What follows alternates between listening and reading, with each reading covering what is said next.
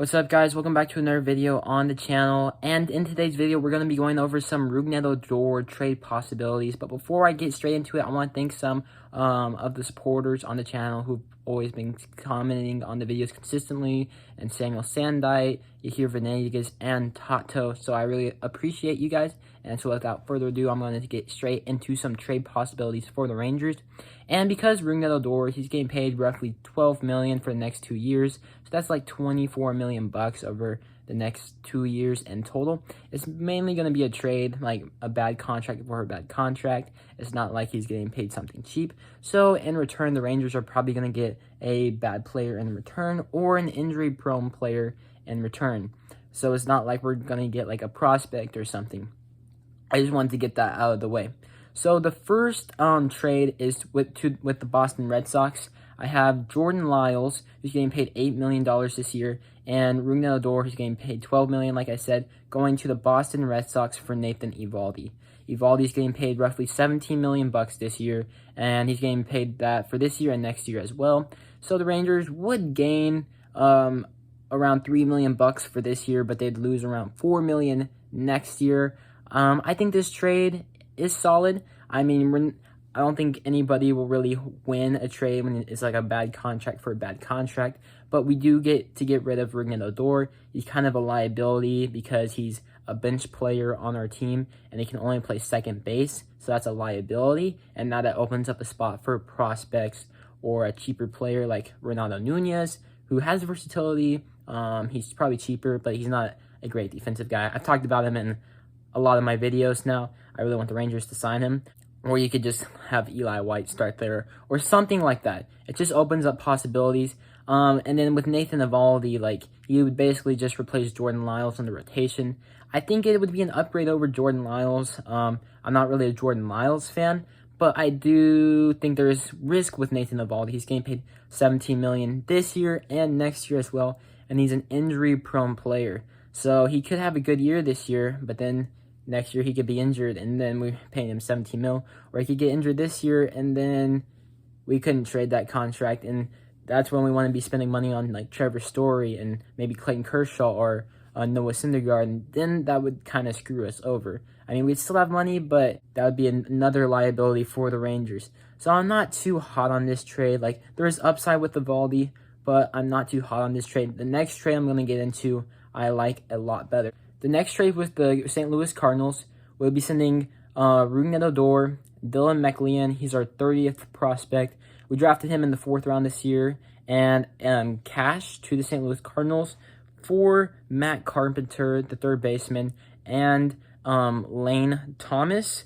So Matt Carpenter is getting paid $18 million, roughly $18 million this year, and he has a vested option for 2022 for the exact same amount. And that means if he meets his incentives for this year, he gets that 18 mil next year without a question. That can easily be avoided if the Rangers don't give him enough at-bats or stuff like that. And that'd be easy because we want to see Josh Young play anyway, or we can have, if they sign Renato Nunez, they can just platoon Matt Carpenter and Nunez. But what I like about this trade is that the Rangers still need a third baseman. I know Matt Carpenter isn't that good like he used to be back in the day. But when we get rid of Odor, we do have to give up a prospect. So that's not the best. And we do have to give up cash. But think about this. We get Matt Carpenter. He's not a good player, but he could fill in for third for 1 year. We get another stopgap player. We've had those for the past 2 years now as Drupal Cabrera and Todd Frazier. So 1 more year, it's whatever. I mean, because we only have him for 1 year, and then the money's gone. With Odor, we would have that 12 mil for 2 years. But with Matt Carpenter, we only have to pay that 18.5 mil for 1 year. Just think about that. And he has versatility also. He can play third, second, and first. So even though he's not the best player, we wouldn't be handicapped like we would with Odor on the bench. And we would be getting Lane Thomas, who's a promising outfielder. He hits the ball hard. He has a good sprint speed according to StatCast. He has team control for quite some time, and he would be a good 4th outfielder for the Rangers because after the Scott Heineman trade, I made a video on that. I don't really trust Adolis Garcia to be the fourth outfielder, especially even since the Rangers didn't trust him late in the season last year to at least give him a call-up for a few games. So I don't trust that. So we'd be getting Chapman, who's versatile. He is old, he's expensive, but we'd only have to pay that for 1 year. Think about that. And then we'd get a fourth outfielder who has some upside. And then the downsides is we would have to get rid of a prospect and some money, but that's not too big of a deal given that we would get rid of Odor's contract in the process. There is a few other teams where a trade could work out, but it doesn't make too much sense for both parties. So I'm not really going to go much in depth on the trades, but I'll just list the teams. So first off, there's the Oakland Athletics. Chris Davis has a bad contract on their team. I'm pretty sure he's getting paid $16 million this year, but it's just for this year, and then he'll be a free agent. And they need a second baseman because Tommy La Stella became a free agent this year. So the Rangers and the Athletics could work out a deal. And then the last team on this list is the Detroit Tigers. Jonathan Scope became a free agent this year, so they need a second baseman.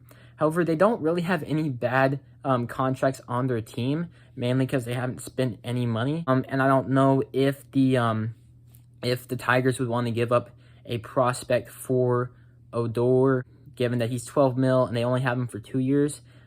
He is only 26, so who knows? He could pop off. I doubt it, unless he's playing for the Red Sox because they have the short foul pole. The Tigers could easily sign a former Ranger and Hanser Alberto, and they would have team control over him for 2 years, and they wouldn't get rid of any prospects, and they'd have him for a lot cheaper. So that's why I don't think the Tigers deal makes any sense. That just about ends this video. I personally like the Cardinals deal. I wouldn't be too mad if we did a deal with the Red Sox for Evaldi. I just think there's a lot of risk.